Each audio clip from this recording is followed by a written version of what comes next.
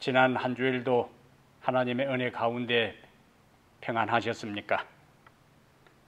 오늘도 다시 이 안식일을 맞이해서 하나님의 말씀을 함께 나누게 됨을 기쁘게 생각합니다.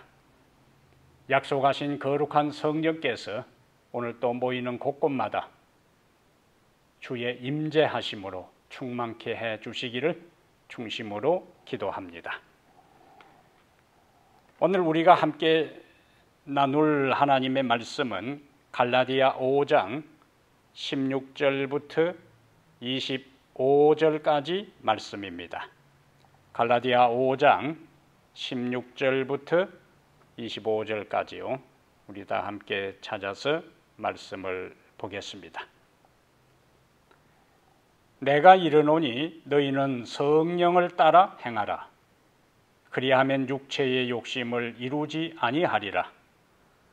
육체의 소욕은 성령을 거스르고 성령은 육체를 거스르나니 이 둘이 서로 대적하므로 너희가 원하는 것을 하지 못하게 하려 함이니라. 너희가 만일 성령의 인도하시는 바가 되면 율법 아래에 있지 아니하리라.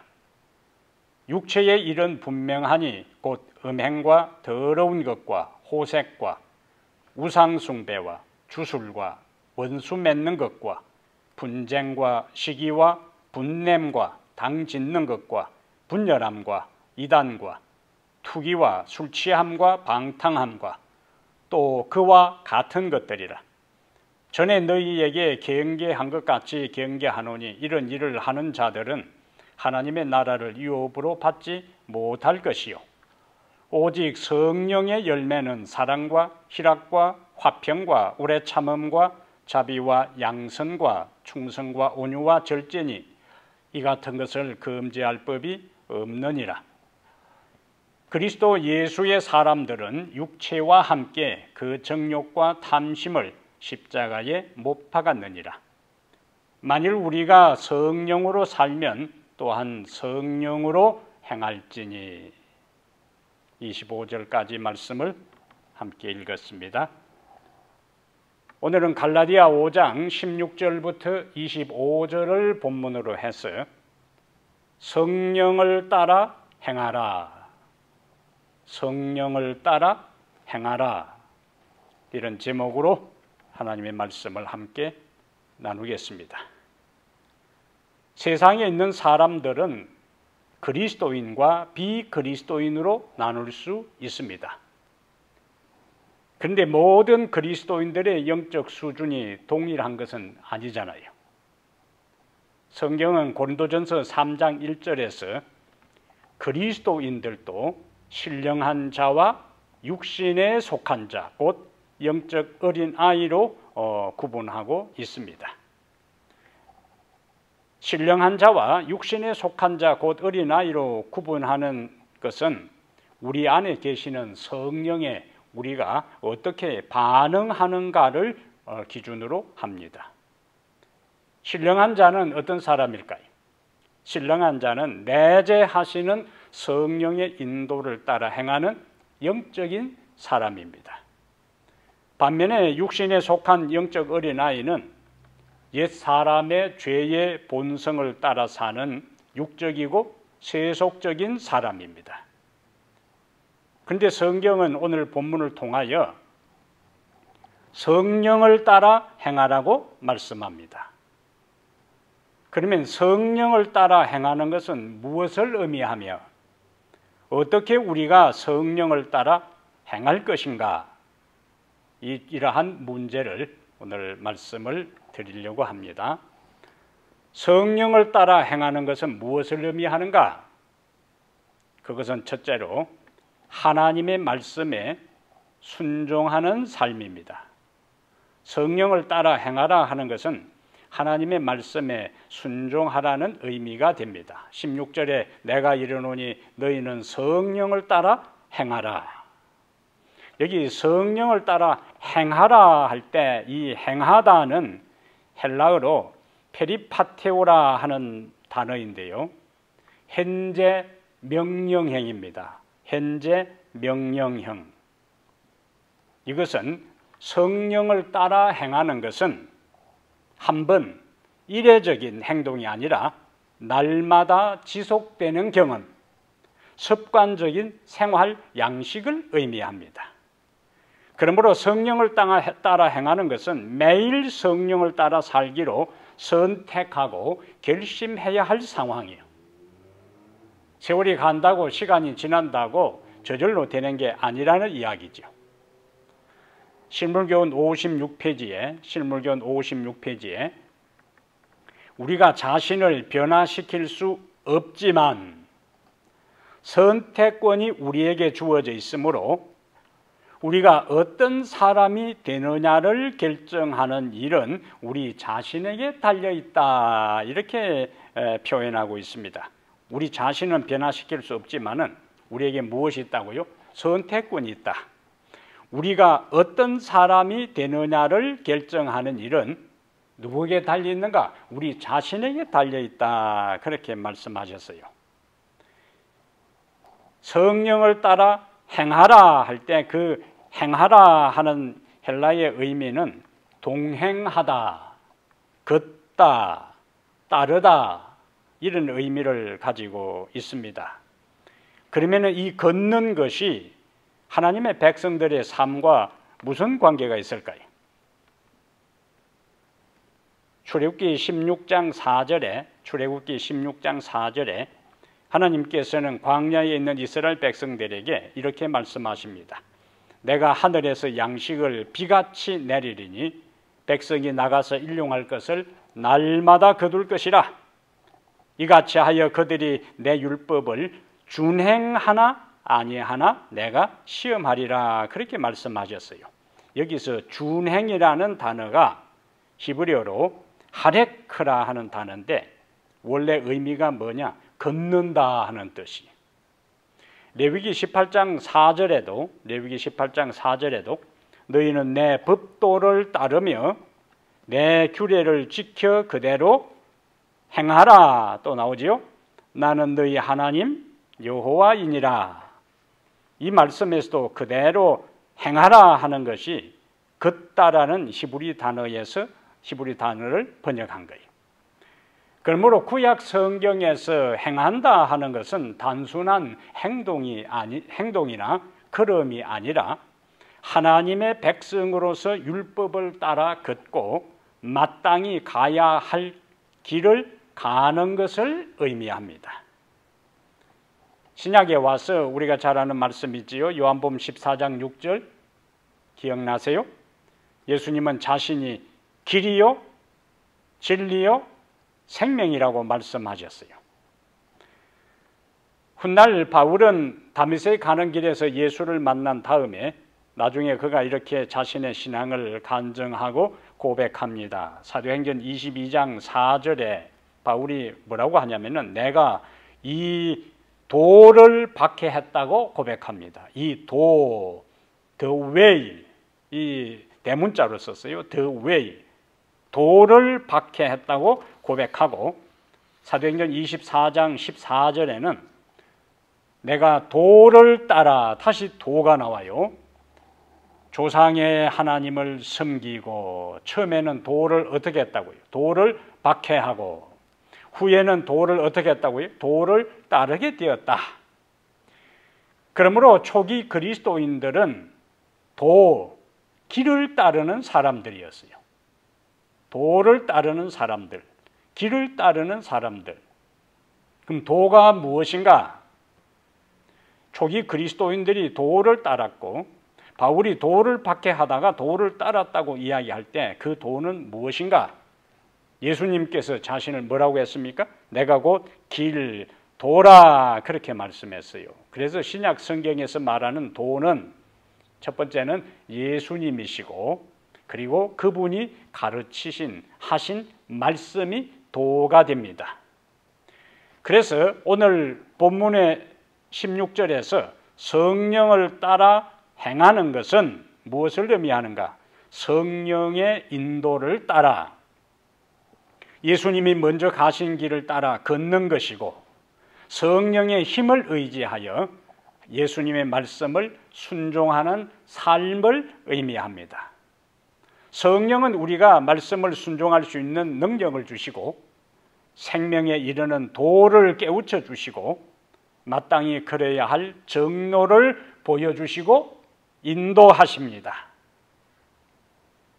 요즘 자동차에 내비게이션이 없는 사람이 없을 겁니다. 내비게이션이 있으면은 길을 잘 몰라도 내비게이션의 안내를 따라가면은 목적지에 도착할 수 있어요. 성령님은 우리의 삶에서 이런 영적 내비게이션 역할을 하시는 분이십니다. 하나님이 가라고 명한 길에서 이탈되지 않고 천국까지 이르도록 실시간으로 안내하고 인도하시는 분이 영적 내비게이션이 되는 성령님이세요.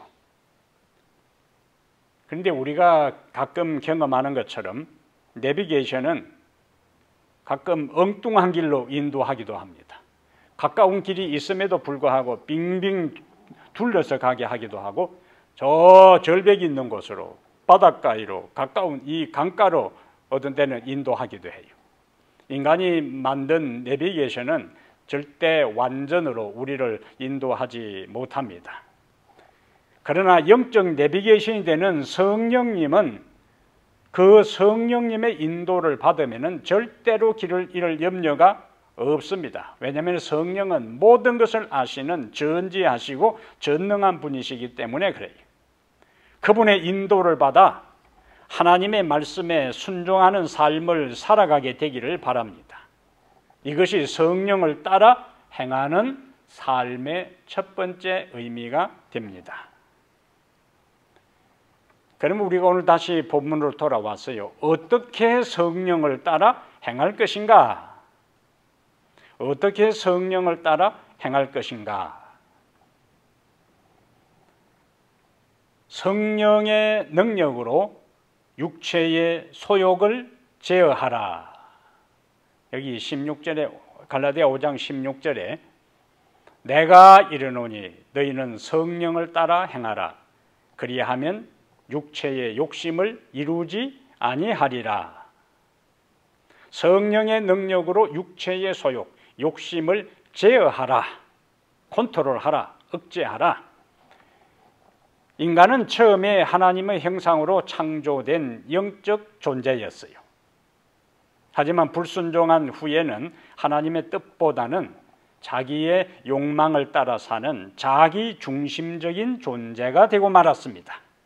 이 자기중심적인 에고 중심, 이것이 죄인의 특성이에요. 죄의 중심에는 자기가 있습니다. 이런 인간의 상태를 자기중심적인 하나님 중심이 아니고 자신의 욕망을 따라 자기중심적인 존재인 인간을 창세기 6장 3절에 이렇게 표현해요. 창세기 6장 3절에 여호와께서 이르시되 나의 영이 나의 신이 영원히 사람과 함께 하지 아니하리니. 그 다음 표현을 잘 보세요. 이는 그들이 육신이 됨이라. 육신이 됨이라. 오늘 갈라디아 5장 16절에도 그리하면 육체의 욕심을 이루지 아니하리라 했는데 여기 육신이라 그랬어요. 그럼 원래 인간은 육신이 아닌가? 육신이었어요. 그런데 다시 왜 이는 그들이 육신이 되었다라고 이야기하고 있는가? 육신이라는 것, 몸이라는 개념이 성경에서 다양하게 사용됩니다. 오늘 본문에도 육체라는 단어가 5번이나 사용되는데 이 육체는 살이나 우리 몸 의미뿐만 아니라 영적인 의미로는 단순히 물리적인 신체가 아니라 죄의 지배 아래 있는 연약한 인간의 본성을 뭐라고 했는가? 육체라 그랬어요. 죄의 지배 아래 있는 연약한 인간의 죄된 본성을 성경은 육체라 그렇게 이야기했습니다. 그것이 노아 홍수가 일어나기 전에 창세기 6장 3절에 그들이 육신이 됨, 육체가 됨이라 하는 말의 의미가 됩니다. 하지만 우리가 예수님을 믿을 때부터 성령이 우리 안에 거하기 시작하여 이제 우리는 영적 존재, 새 사람이 되어요. 이전에는 육신에서 예수님을 믿을 때부터 성령이 함께 함으로 영적 존재가 됩니다. 창세기 6장 3절에는 나의 영이 영원히 사람과 함께 하지 아니하리니 이는 그들이 육신이 됨이라. 육체는 하나님의 영이 함께 하지 않은 존재입니다. 그런데 우리 안에 예수 그리스도의 영이 함께 함으로 이제 우리는 영적 존재, 바울의 표현대로 새 사람, 옛사람을 벗어버리고 새 사람이 된 거예요. 그리고 그리스도 안에서 새로운 피조물이 됐고 하나님의 자녀가 된 것입니다. 문제는 성령이 우리 마음에 계셔서 영적 존재가 되면은 아무런 갈등과 고민이 없어야 되는데 오히려 영적 갈등이 깊어지고 고민이 더 많아지는 현상이 생겨요. 왜 이런 현상이 생길까요? 그것은 우리가 하나님의 자녀로 거듭난 후에도 예수 믿기 전에 내가 인생의 주인이 되어서 살던 옛 사람의 습관과 방식인 육의 본성이 여전히 우리에게 아직 남아있기 때문입니다. 또한 예수님을 주인으로 모시고 새 사람이 되었으니 영적 존재가 되었으니 이제는 그분의 법도를 따라 살고자 하는 영의 본성도 있어요. 그러니까 우리 예수 믿는 사람들에게는 육의 본성과 영의 본성이 동시에 존재합니다. 하나님을 받아들이지 아니한 사람들은 육의 본성을 가지고 그냥 살아가니까 고민할 것도 없어요. 일반적인 고민 외에 영적 고민은 하지 않습니다. 그러나 예수님을 받아들인 사람들에게는 육의 본성과 영의 본성이 동시에 있으니까 이 두 본성이 우리 마음 안에서 충돌을 일으키는데 그것이 오늘 본문 17절의 말씀이에요. 갈라디아 5장 17절에 육체의 소욕은 성령을 거스르고 성령은 육체를 거스르나니 이 둘이 서로 대적함으로 너희가 원하는 것을 하지 못하게 하려 함이니라 라고 말씀하고 있잖아요. 갈등의 핵심이 뭐냐? 성령을 따라 살 것인가? 이전처럼 육체적 본성의 욕망을 따라 살 것인가? 이것이 갈등의 핵심이 됩니다. 우리 마음에서 육체의 욕망과 성령이 갈등을 일으킬 때에 그 방향을 결정하는 것은 바로 우리 의지의 선택입니다. 하나님은 절대로 강제하고 강요하고 억압하는 분이 아니십니다. 그리고 사단은 우리에게 강제로 죄를 범하게 할 수가 없어요. 하나님은 강제로 우리가 의를 행하고 순종하고 선을 행하게 하지 않으시고 사단은 그의 죄악된 힘을 이용해서 우리를 강제로 죄를 범하게 할 수는 없습니다. 하나님은 성령으로 우리에게 감동을 주어서 즐겨 순종하게 하고 사단은 유혹을 통하여 우리로 죄에 굴복하게 하는 겁니다. 그 모든 선택은 누가 하는가? 우리의 의지로 하는 거예요. 그 선택의 결과가 반복되면서 어떤 형태든지 그 선택의 결과가 반복되면서 우리의 인격과 신앙의 열매와 더 나아가서 우리의 운명이 결정되고 달라지게 되는 겁니다. 근데 만약에 우리에게 육체의 욕망과 성령이 우리 안에서 서로 거스리고 대적하고 충돌을 일으키고 갈등을 유발시킬 때에 우리의 의지로 육체의 욕망을, 육체의 소욕을 따라 선택하고 행동할 때에 그 결과가 무엇인가? 그것이 19절부터 21절에 나오는 죄의 리스트입니다.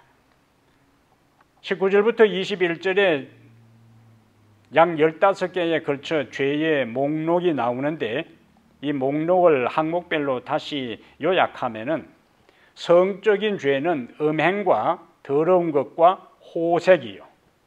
종교적인 이탈의 죄는 우상숭배와 주술과 이단입니다. 그 다음에 인간관계에 대한 죄는 원수 맺는 것, 분쟁, 시기, 분냄, 당짓는 것, 분열함, 투기, 그리고 부절죄에 관한 죄가 술 취함과 방탕함이에요. 이것을 19절부터 21절에 나오는 죄의 리스트를 네 가지로 다시 요약할 때 이렇게 나눌 수가 있는 겁니다. 근데 이 죄의 목록 중에 인간관계에 관한 죄가 제일 많아요. 그러므로 그리스도인이라고 하면서 이 인간관계에 속해 있는 이런 죄를 반복하여 짓고 교회에서 문제를 일으키는 사람은 교회에서 분쟁을 일으키고 다른 형제를 시기하고 교회에서 자기 성질대로 분을 내고 그 다음에 그룹을 당을 짓고 교회를 분열시키고 하는 이러한 일들을 하는 사람은 그 직책과 신앙의 연조와 상관없이 육체의 소욕을 따르는 사람들이 성령의 사람이 아닙니다. 진정한 그리스도인이 아니에요. 그리스도인이라 할지라도 그들은 육에 속한 그리스도인입니다. 그러나 감사하게도 우리 교회에는 이렇게 분을 내고 분쟁을 일으키고 당을 짓고 분열을 조장하는 사람이 없는 것이 얼마나 감사한지 모르겠어요. 그러면은 저도 스트레스를 받고 그러한 소용돌이 치는 그 교회에 속해 있는 신자들까지도 얼마나 스트레스를 받겠어요. 그렇지 않아도 세상살이도 인생살이도 힘들고 고달프고 고단해 교회에 나왔는데 교회 안에서까지 세상에서 일어나는 이런 일들이 교회 안에서 일어난다면은 어디에 가서 누구로부터 우리가 마음의 위로와 평강과 쉼을 얻을 수 있겠습니까? 하나님의 영을 따라 살아가는 사람은 절대로 그렇게 하지 않습니다. 이 육체의 일들은 19절에 보면은 육체의 일은 했을 때의 그 일은 그러면서 쭉 죄의 리스트가 나오는데 이것은 복수로 되어 있어요. 그 말은 육체를 따르는 삶은 분열을 조장하고 혼란을 야기시키고 불화를 가져오고 불일치를 가져온다는 것을 보여줍니다. 그러면서 갈라디아 5장 21절 오늘 본문의 마지막 부분에 이렇게 되어 있어요. 전에 너희에게 경계한 것 같이 경계하노니 이런 일을 하는 자들은 하나님의 나라를 유업으로 받지 못할 것이요. 여기 이런 일을 행하는 사람은 현재형으로 되어 있어요. 뭘 의미하는가? 반복하여 동일한 죄를 범하는 것을 말합니다. 회개하지 않고 그 죄에 머물러 있는 사람들이요. 그럼 왜 하나님께서 이러한 사람들, 반복하여 회개하지 않고 동일한 죄에 머무르고 있는 사람들을 하나님의 나라를 유업으로 받지 못하게 하늘에서 제외시킬까요? 하늘은 하나님 중심이에요. 하나님 중심이기 때문에 십계명 첫째 계명부터 넷째 계명에 나오는 대로 하나님을 사랑하는 사람들이 가기에 적합하고 조화되는 곳입니다. 그 다음에 하늘은 어떤 곳인가? 다른 사람을 배려하고 생각하고 사랑하고 섬기는 곳입니다. 그래서 십계명 다섯째 계명부터 열째 계명에 이웃을 사랑하라 하는 것이 거기에 있는 거예요. 그런데 앞에서 우리가 잠깐 봤던 것처럼 죄의 중심은 죄는 자기 중심입니다. 하나님 중심도 아니고 다른 사람 중심도 아니고 철저하게 죄의 근본 핵심은 자기 중심이에요. 제 잘난 맛에 자기 중심으로 살아가는 태도와 모습이 죄의 모습인데 하늘은 어떤 곳이라고요? 하나님 중심이요. 하늘은 어떤 곳인가? 다른 사람을 배려하고 사랑하고 섬기고 높이는 곳이 하늘이요. 근데 자기를 높이고 자기 주장, 자기 감정, 자기 기분, 자기 좋아한, 자기 욕망을 따라 산 사람을 하나님께서 하늘에 데려다 놓으면은 하늘의 분위기와 하늘의 정신과 그곳에 사는 사람들의 품성과 조화를 이룰 수가 없습니다. 하나님 중심으로 이 땅에서 사는 것을 경험하고 연습한 사람, 다른 사람을 배려하고 아끼고 섬기고 사랑하는 것을 경험하고 연습한 사람은 그 삶의 연장선에서 하늘에서 그대로 할렐루야 찬양하면서 천국을 만끽하고 감사하고 찬양하고 살아갈 수 있어요. 그러나 자기 중심으로 자기 기분과 감정과 자기 욕망을 따라 하나님도 생각하지도 않고 다른 사람도 배려하거나 고려하지 않고 자기 기분으로 살아온 사람들이 하늘에 있게 되면은 하늘은 하늘이 아니라 천국은 천국이 아니라 그들에게 있어서 천국이 어떻게 느껴지겠어요? 지옥으로 느껴지지요. 감당을 못하는 겁니다. 그곳에 살기에 적합한 품성과 인격과 삶이 형성되고 꼴지어지지 않았기 때문에 하나님께서는 그들에게 하나님의 나라를 유업으로 주시지를 않는 거예요. 그러니까 그것도 하나님께서 그냥 배제하는 것이 아니라 하나님의 사랑의 모습인 것을 우리가 알 수가 있습니다.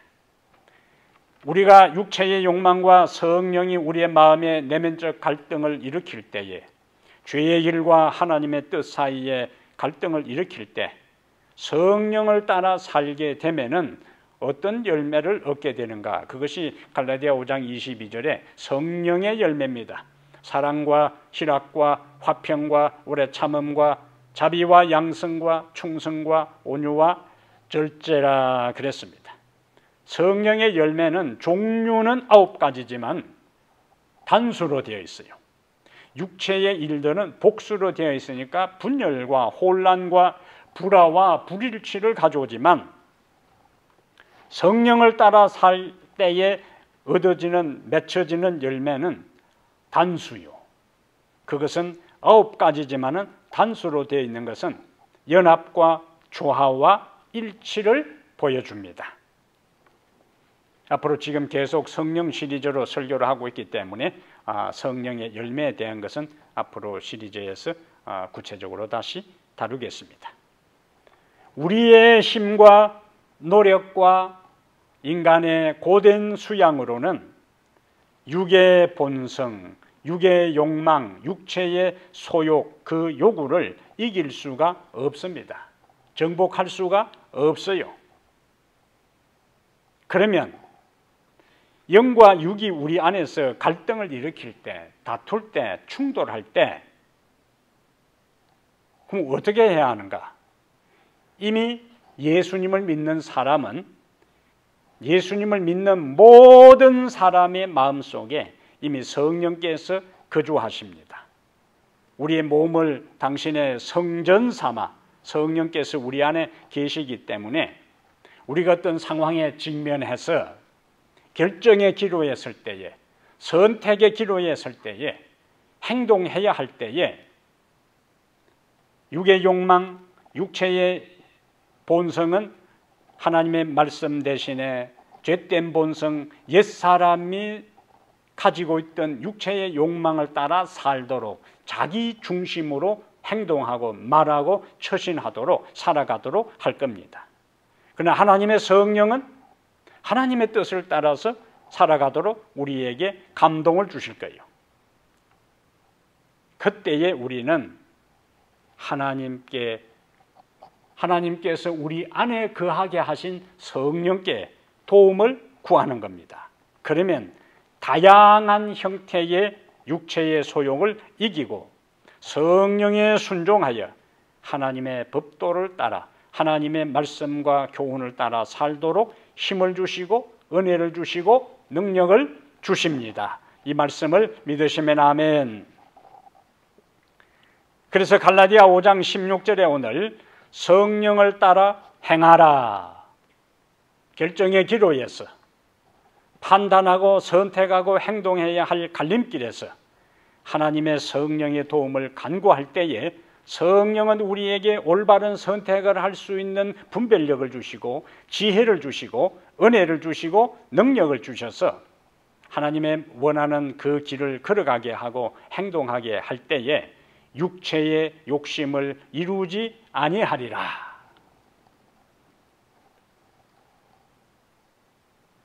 시골에서 염소를 제가 키워봤는데 염소가 새끼를 많이 놓으면 꼭 그 새끼들 가운데 제대로 엄마 젖을 먹지 못해서 자라지 못하는 것이 있어요.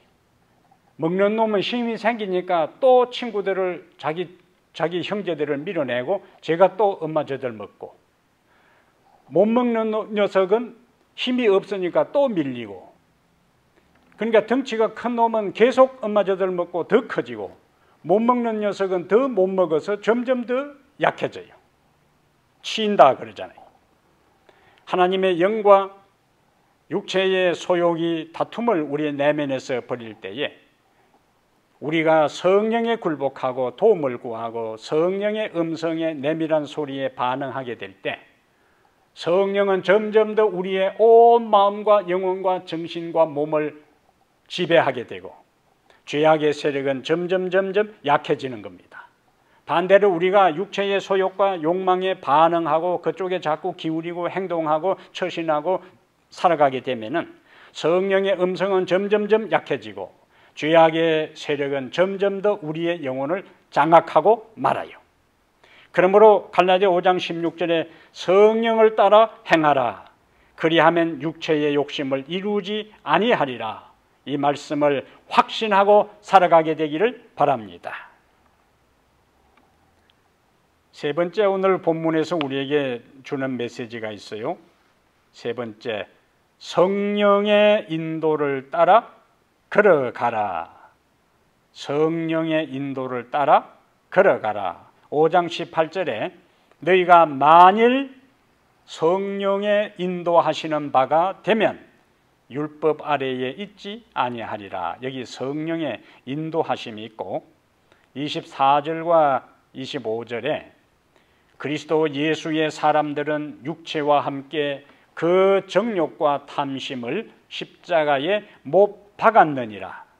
만일 우리가 성령으로 살면 또한 성령으로 행할지니 5장 18절과 24절과 25절을 요약해서 성령의 인도를 따라 걸어가라.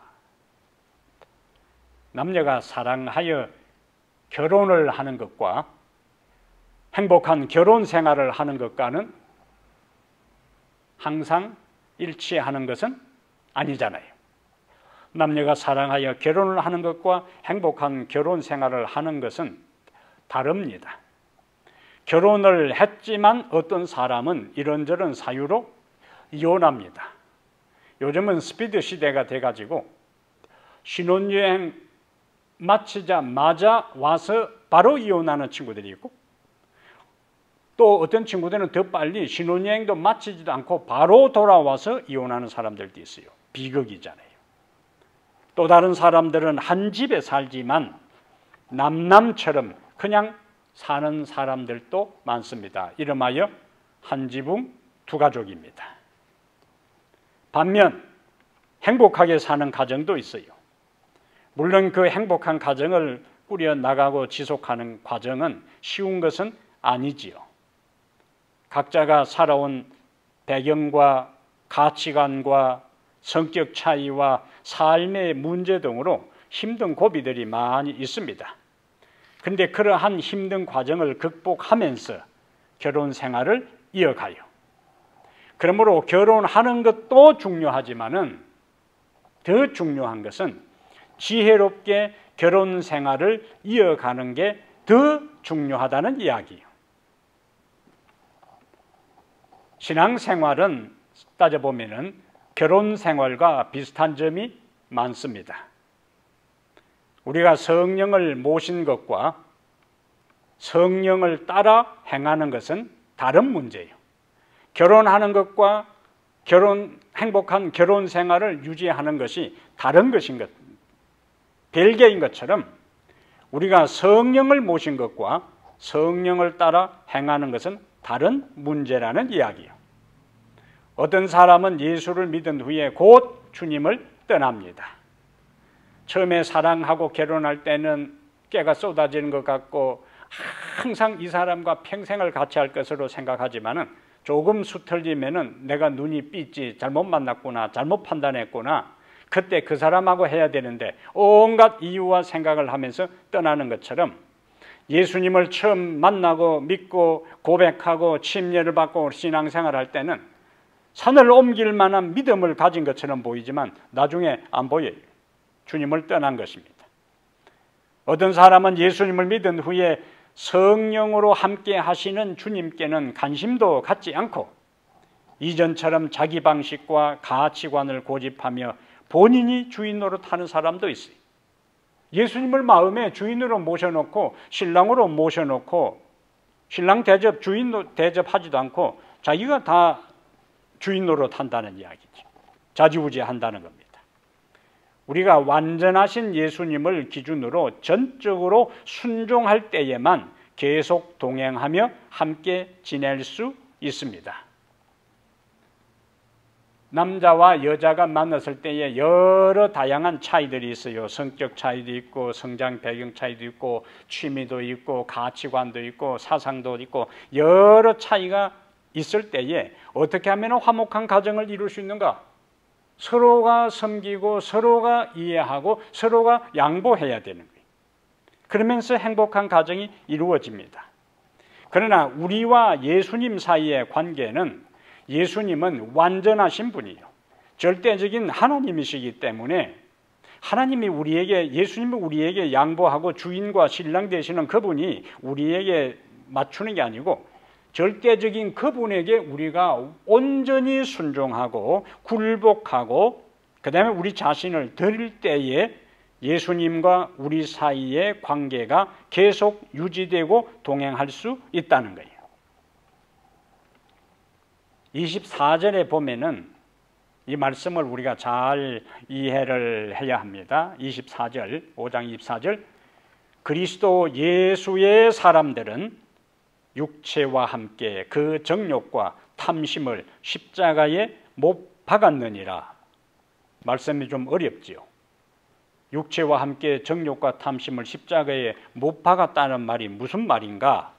또 언제 우리가 그런 경험을 했는가 하는 의문이 생길 수 있습니다. 24절의 말씀은 우리가 예수님을 받아들여 회심의 경험을 할 때에 일어난 그때 사건이 24절에 해당되는 거예요. 정욕과 탐심, 옛 삶의 법칙과 육체의 일은 십자가에 못 박았습니다. 하지만 우리가 상식적으로 아는 대로 십자가에 못 박힌 사람이 바로 죽지 않잖아요. 서서히 고통당하면서 죽어갑니다. 그러면 우리의 육체와 정욕과 탐심을 십자가에 못 박았다 할지라도 우리의 죄의 본성이 완전히 죽지 않고 옛 사람의 이전 습관과 가치관이 순간순간 되살아납니다. 그래서 우리가 인간관계 속에서 누구를 막론하고 어떤 때는 천사처럼 한없이 좋은 사람이 어떤 때는 그냥 순간적으로 악마로 돌변하는 경우가 있어요. 이것은 어느 특정한 사람이 아니라 우리 모두의 모습입니다. 신앙을 하는 사람이나 안 하는 사람, 신앙을 하는 사람의 경우에도 이와 같은 모습이 우리의 삶 속에서 돌발적으로 일어날 수 있는 것은 육체와 함께 정욕과 탐심을 우리가 회심할 때 십자가에 못 박았다 할지라도 우리의 죄의 본성이 아직도 완전히 죽지 않고 되살아나기 때문에 나타나는 현상이에요.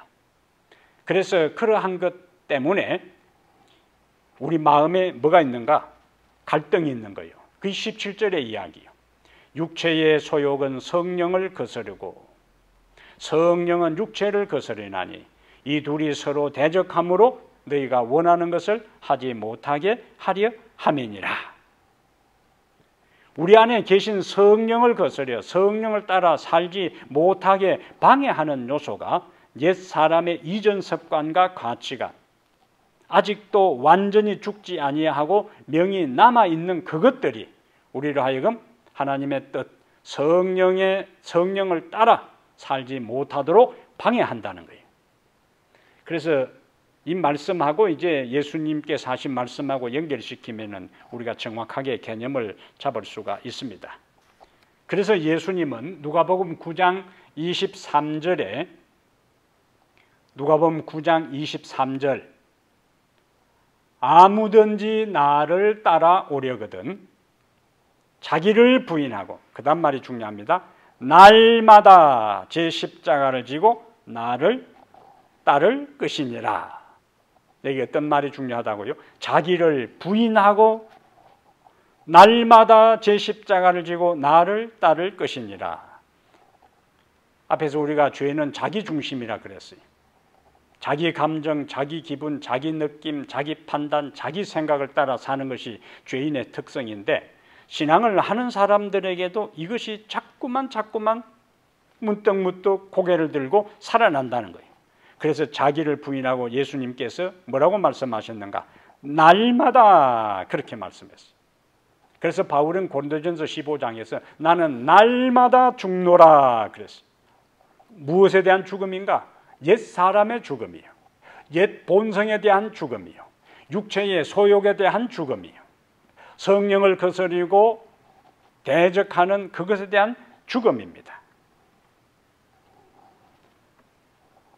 우리는 성령의 인도와 어떻게 우리가 우리 자신을 날마다 십자가를 지고 따를 수 있는가? 그것은 성령의 인도와 능력 주심을 통해 날마다 옛 자아, 육체의 소욕, 자기중심적인 삶을 십자가에 못 박을 수 있습니다.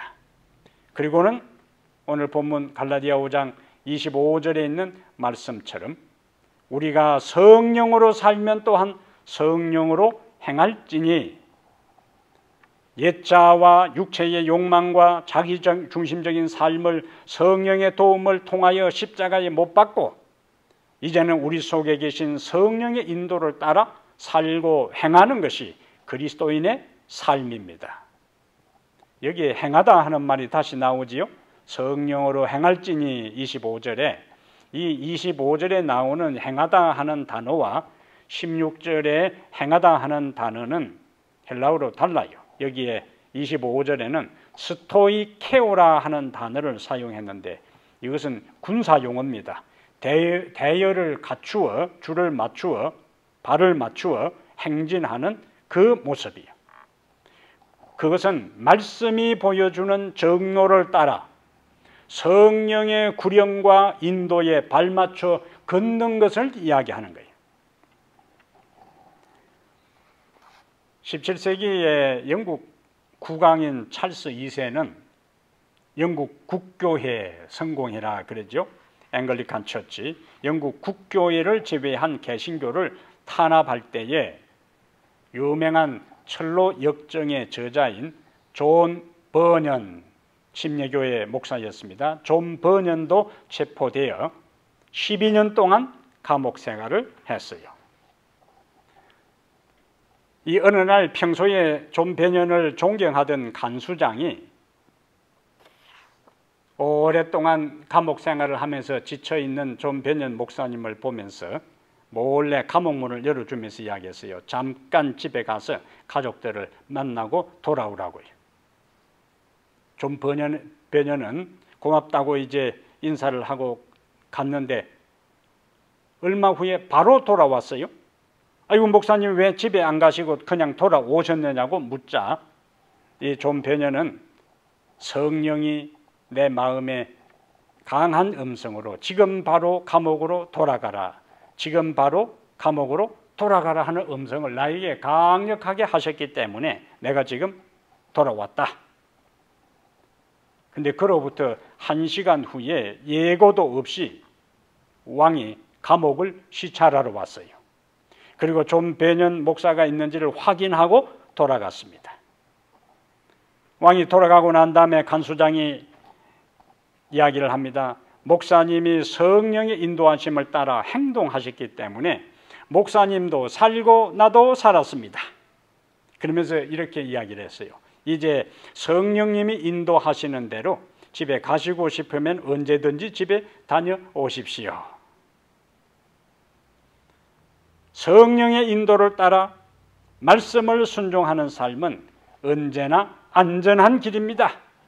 성령의 인도를 따라 살아가기로 지금 바로 여기서 오늘 결심하게 되기를 바랍니다. 사랑하는 여러분, 성령을 따라 행하시기를 바랍니다. 성령을 따라 행하는 것은 하나님의 말씀에 순종하는 삶입니다. 우리가 하나님의 말씀을 순종하려고 할 때 육체의 소욕이 동시에 일어나 방해할 것입니다. 그때에 성령의 도움을 간구하시기를 바랍니다. 그러면은 성령은 반드시 우리를 도와주셔서 하나님의 말씀을 따라 순종하고 걸어가고 행하도록 길을 안내하시고 지혜를 주시고 분별력을 주시고 은혜를 주시고 능력을 주십니다. 매일매일 자신을 성령의 인도에 굴복하여 성령으로 살고 성령으로 행하여 성령 충만한 성도들 되시기를 주의 이름으로 축복합니다. 하늘에 계신 은혜로우신 우리 하나님, 우리가 예수 그리스도를 믿음으로 성령이 이미 우리 안에 계심을 인하여 감사합니다. 매 순간순간 결정의 기로에 설 때에, 판단의 자리에 있을 때에 우리 안에 계시는 거룩한 성령께서 우리에게 이 길이 정론이 이 길로 행하라고 말씀하시고 길을 보여주시고 올바른 길을 갈 수 있도록 분별력과 지혜를 주시고 하나님이 명한 그 길을 걸어갈 수 있는 하늘의 능력까지 우리에게 허락하시니 감사합니다. 끊임없이 아직도 우리가 죄의 세상에 살고 있기 때문에 거듭난 사람으로 그리스도의 이름을 부르고 날마다 하늘을 소망하며 살아간다 할지라도 우리 속에 죄의 본성이 남아있어서 우리를 이전의 모습으로 옛사람의 삶의 방식으로 넘어뜨리려고 수없이 사단이 도전해 온 이때에 거룩한 영이시여 물리칠 수 있는 권세를 주시옵소서. 예수님께서 이 세상에 계실 때에 모든 사단의 권세를 물리치고 승리하셨던 것처럼 우리 속에 끊임없이 밀려오는 죄의 유혹을 극복하고 이기는 승리자가 되게 하여 주시옵소서. 매 순간 성령을 따라 우리가 행동하고 성령이 보여주시는 그 하나님의 길을 따라 걸어갈 때에 주의 성령은 우리와 영원히 동행하며 마침내 하늘에까지 이르도록 우리를 인도할 것을 저희들이 확신합니다. 우리 모든 성도들 오늘 말씀을 경청하고 하나님 앞에 겸손히 예배한 성도들 가정과 각 개인에게 복을 주셔서 다시 한번 마음에 결심하여 성령을 따라 살아가는 성령 충만한 성도 되도록 역사하여 주시옵소서. 우리 주 예수님 이름으로 간절히 기도하옵나이다.